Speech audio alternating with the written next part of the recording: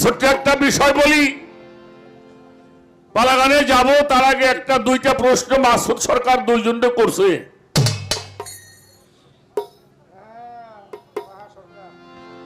সম্রাট আলমগীর যিনি 22,000 মৌলবী একখানে কইরে, ছোট বাজাবা 22,000 মৌলানা একত্রিত করে 8 মাস ভরে একটা কিতাব লিখেছেন। সেই কিতাব নাম হলো ফাতোয়ায়ে আলমগীর।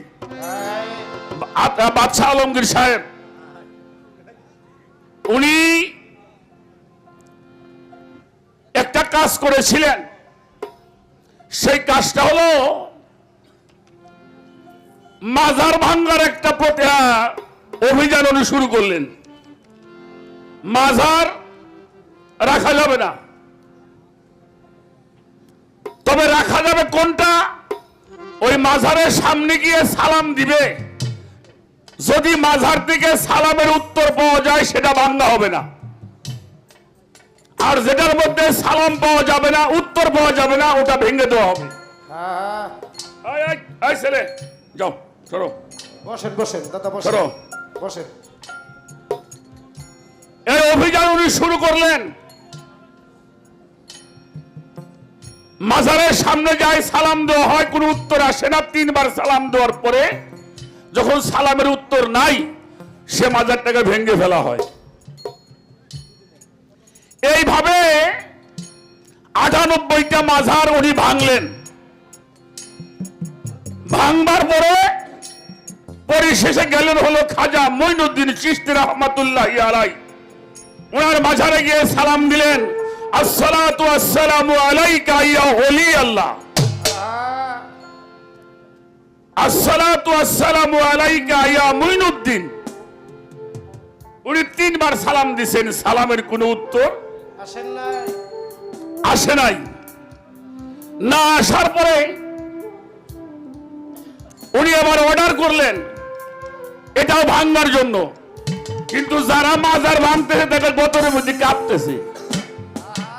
সব মাজার ভাঙছে, গতর কাঁপে নাই, কিন্তু একটু গায়ের মধ্যে। তো যখন মাজার ভাঙবার জন্য প্রস্তুত হয়েছেন, মাজারের কাছে গেছেন, এমন সময় মাজার থেকে আওয়াজ আসলো, হে আলমগীর, কার মাজার তুমি হাত দিয়েছো? উনি চমকে উঠলেন। সাবধান হয়ে যাও। উনি প্রশ্ন করলেন, আমি সালাম দিয়েছিলাম, আমি যেটার উত্তর পাই না সেটা ভেঙে ফেলেছি, আপনারটাও ভাঙতে গিয়েছিলাম, উত্তর পাইলাম না কেন? তখন খাজা মঈনুদ্দিন বলেছিল, আলমগীর, তুমি কি মনে করো আল্লাহর ওলিরা মাজারের মধ্যে শুয়ে থাকে? তাদেরকে বিভিন্ন জায়গায় ডিউটি করতে হয়। তুমি যখন প্রথম সালাম দিয়েছো, আমি আল্লাহর দরবারে বলেছি, আলমগীর বাদশা তোমার ওলিদের মাজার ভাঙছে, আমি এখন কি করতে পারি? আমাকে রাসূল পাকের রওজায় পাঠানো হয়েছে। সুবহানাল্লাহ বলেন। আমি হুজুর পাকের কাছে বলার সঙ্গে সঙ্গে আমাকে বলল, তুমি গিয়ে সালামের উত্তর দিয়ে দাও। তুমি আমাকে সালাম দিয়েছো, আমি তোমার কথা শুনেছি, আমি উত্তর দিব, এটা শোনার মতো ক্ষমতা তোমার হয় নাই। তুমি কি মনে করো আল্লাহর ওলিরা মাজারের মধ্যে শুয়ে থাকে? তখন আলমগীর বাদশা বলছিল, হুজুর, আমার মুক্তির পথ কি? বলল, তোমার নিজের অর্থায়নে এই মাজারগুলি আবার গড়ে দিবে। উনি তাই করেছেন, এবং ইতিহাস সাক্ষী আছে যে দেখেন, সম্রাট আলমগীর খাজা বাবার দরবারে প্রথম যে ডেকটা বানিয়ে দিয়েছেন, ওটার মধ্যে 120 মণ চাউল জ্বালানো হয়। কয়সের চাল জ্বালানো হয়? কয়সের কইলাম? 1 মণ, 120 মণ চাউল জ্বালানো হয়। সেই হতে চিশতিয়া তরিকার ভক্ত যারা খাজা বাবার পরশ যারা করে, এই ডেক পেতে মানুষের কাছে সাহায্য করে, মানুষকে দাওয়াত দিয়ে তারা যা নজরানা দান করে, তাহা দিয়ে এই ওরস শরীফ শুরু হয়। সবকিছু বইয়ের মধ্যে লেখা নাই। দেওবন্দের যে ফাতোয়া লিখছেন রশিদ আহমদ গঙ্গোহী সাহেব, তার ফাতোয়ায় রশিদের মধ্যে লিখছেন আল্লাহর ওলিগণ এমন ক্ষমতা অর্জন করেছেন, আল্লাহ এমন ক্ষমতা দান করেছেন, এরা মাঝারের মধ্যে থাকে যানবাহন ছাড়া মুহূর্তের মধ্যে পৃথিবীটা ভ্রমণ করতে পারে। যে মানুষটা ভারতবর্ষে না আসলে মুসলমান হইতাম না, তার জন্য আমার দলিল দেওয়া লাগবে নাকি? কথা কন না কেন? যাও ভাঙ্গে ছয়টা। এর থেকেই এই সম্রাট বাদশা আলমগীরের পরে বিভিন্ন অঞ্চলে রাস্তায় রাস্তায় হাটে বাজারে খাজা বাবার ডেক বসাইয়ে নজরানা দেয় মানুষ, সেটা দিয়ে ওরস করা হয়। এগুলো একটা বিষয় বললাম, মামা তো বলছে আমিও বললাম। এবার আসেন, আমার একটা প্রশ্ন করছে খাজা বাবারে বাবা কয়া বলি। আচ্ছা কয়জন মানুষ এটা মুসলমান আছে? একজন মুসলমানের বাবা কয়টা? একটা। কয়জন? হ্যাঁ? 6 জন। হায় হায় হায়। আপনারা কি কন? আপনারা কয়জন কন? আচ্ছা আমি দেখি আমার বাবা কয়জন আমি কই লই। আমাদের যিনি আদি পিতা আদম আলাইহিস সালাম, ঠিক কিনা? আচ্ছা ওনারে কয় তা ওই কয় দুলে ভাই কয় কি কয়? বাবা আদম আলাইহিস সালাম। তা করব না। আরে বাবা কমতে হ্যাঁ হইলে আদি পিতা।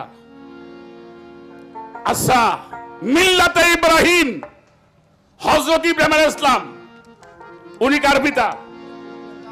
কথা বলেন। মুসলমানদের জাতির পিতা। তাহলে আমরা মুসলমান, আমাকে জাতির পিতার নাম কি? কয়জন হইল? কথা কন না কেন? 2 জন। আমারে যে জন্ম দিছে হ্যাঁ কিরা? হ্যাঁ আমার বাবা না, উনি হইল জন্মদাতা বাবা, উনি হইল আদি বাবা, উনি হইল জাতির পিতা বাবা, আর আমার যে জন্ম দিছে উনি হইল আমার জন্মদাতা বাবা। এর 3 জন। আপনারা বিয়ে করছেন কারা কারা? হসুরে কি কয়? দুলে ভাই কয় নাকি? ওটাও শ্বশুর বাবা। ওটা কি? শ্বশুর আব্বা। কয়জন হইল? 4 জন। যিনি আপনারে ধর্মজ্ঞান শিক্ষা দিয়েছেন, যাকে গুরু বলা হয়, মুর্শিদ বলা হয়, উনি হইল দয়াল বাবা। আরে কি বাবা? দয়াল বাবা। উনি হলো দয়াল বাবা। আর 18,000 মাখলুকাত যা সৃষ্টি করছে আল্লাহ, সমস্ত সৃষ্টির বাবা হলো মুহাম্মদুর রাসূলুল্লাহ। কয়টা হয়েছে? 6টা হয়েছে না? এবার খাজা বাবারে বাবা কয়কেন?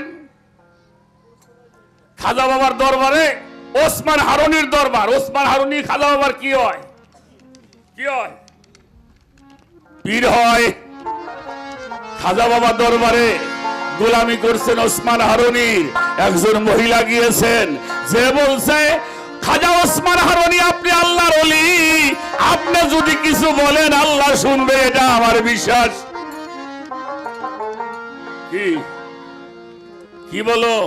বলে আমার ঘরে কোনো সন্তান হয় না, সন্তান হয় না, আপনি একটু দোয়া করেন আল্লাহ যেন আমার একটা সন্তান দেয়। উনি মুরাকাবায় বসলেন, মুরাকাবায় বসে দেখলেন ওই বেটির গর্ভে কোনো সন্তান আল্লাহ লেখে নাই।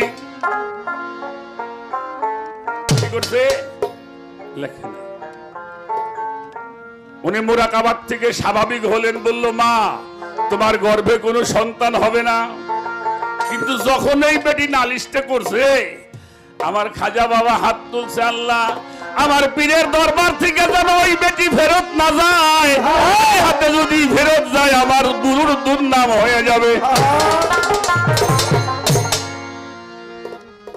যখন বলছে হবে না, উনি সেজদায় পড়ছে, আল্লাহর কাছে কয় আল্লাহ ওই বেটির ভাগ্যে সন্তান নাই, তাতে কোনো দুঃখ নাই, আমারে যদি কোনো সন্তান দিয়ে থাকো তার থেকে একটা সন্তান তুমি ওই মহিলাকে দিয়ে দাও। আল্লাহর ওলির কথা আল্লাহ শোনে না? শুনে শোনে না? শুনে শোনে। আল্লাহ কবুল করছেন। বেটি বেটির মনে তো আর কোনো কথা নাই। আল্লাহর ওলি যখন মানা করছে আর বাচ্চা কাচ্চা হবে না, কিন্তু এর মধ্যে তো কামাটা হয়ে গেছে। খাজা বাবাই দিছে, আল্লাহরে কইছে আল্লাহ ওই বেটি না থাকলে আমার যদি দেও, সেখান থেকে একটা সন্তান ওই বেটিরে তুই। দিও। আল্লাহ কবুল করছে। 1 বছর পরে তো সওয়াল আল্লাহ এটা দিছে। আহা, আছে নাকি বিশ্বাবের পীরগিরি? আছে? সব বোনাই সে পীর নাকি? হ্যাঁ, আমারে মানা করলো পোলা বানাবো না, তাই পোলা বানাইলে কোন? 1 বছর গেছে, বাৎসরিক ওরস, ওই বেটি সন্তান কোলে করে ওসমান হারুনির দরবারে গেছে। দরবারে যাওয়ার পরে হাজার হাজার মানুষ ওরসে আসছে, আর ওই বেটি যায় বলছে এই রাখো তোমার ওরস। আরে তুমি না পিসাব, হ্যাঁ হ্যাঁ তুমি কইলে আমার কোনো বোলা বানাইব নাই দাও। ইনশাল্লাহ। হায় কি তাই তো। ওসমান হারুনি কইল যে আল্লাহ আমার সাথে মিথ্যে কয়, ওই আল্লাহর ধর্ম আমি আর করুম না। দরবার থেকে হাঁটা ধরছে। 8,500 ভক্ত আছিল, 5 দৌড় শুরু করছে। চলে গেছে এক জঙ্গলের মধ্যে, যাই দেখে এক কালী ঘর, ওই কালী ঘরের মধ্যে যাই কালীর পায়ের মধ্যে ঘুরিয়ে পড়ছে। হ্যাঁ, তুই বাঁকা, কেরা ওসমান হারুনি যাই কইল মা নিরাকার আল্লাহর ভজনা করুম না, তুই আকার তুই সাকার, তুই আমারে দয়া করে কবুল করে দে। ভক্তরা নাউজুবিল্লাহ কইয়া দিছে দৌড়। কিন্তু খাজা বাবা কি করছে? ওসমান হারুনি সেজদা করছে, সঙ্গে সঙ্গে আমার খাজা বাবাও সেজদা করছে। কইল আমার মুর্শিদ যদি জাহান্নামে যায়, আমি জাহান্নামে যাব। আরে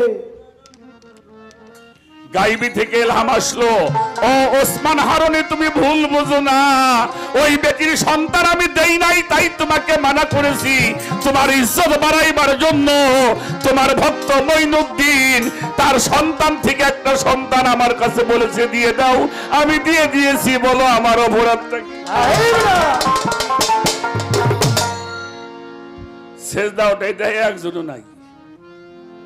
আমার কথায় বিরক্ত হন? হ্যাঁ, পায়ের তলে একজন বসে রয়েছে, তিনি হলো খাজা মঈনুদ্দিন।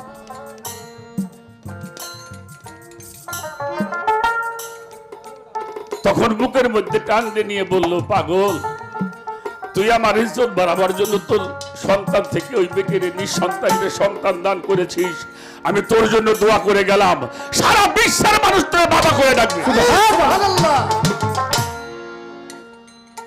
হারাম ফাতোয়া দেওয়ার যাই দাও। খাজা বাবা কবে বন্ধ করছে? কথা কর না কেন? বন্ধ করছে কেউ? না জীবনেও কেউ বন্ধ করতে পারবে না, যত হারামের ফাতোয়াই দাও। আল্লাহর ওলিরা হালিয়াতের উপরে যাহা বলে তার মধ্যে কোনো ভুল নাই। আমি একটা বই লিখবো, ভুল থাকতে পারে, থাকতে পারে কিনা কথা বলেন? থাকতে পারে, কিন্তু আল্লাহর ওলিরা যখন যা কয় ওটার মধ্যে কোনো ভুল নাই, কারণ ওটা আল্লাহই কয়। সুবহানাল্লাহ, সুবহানাল্লাহ। আসেন, এই উনি হলো আত্মায় রসুল, রসুলের আত্মা। আচ্ছা, যারা নবীরে জিন্দা মানে না, আছে না একদল? আছে এরা কি আমাকে রতন মাস্টাররা কয়? না রতন মাস্টাররা কইছে কোন দিন? বিপুল ঘোষরা কোন দিন কইছে? হ্যাঁ? সুশান্ত নানার করে। আমাকে মধ্যে এক দলে আছে, দাড়ি আছে, টুপি আছে, জুব্বা আছে, নামাজ আছে, রোজা আছে, হজ আছে, যাকাত আছে, ওরা নবীরে জিন্দা মানে না। আছে নাকি? আছে না?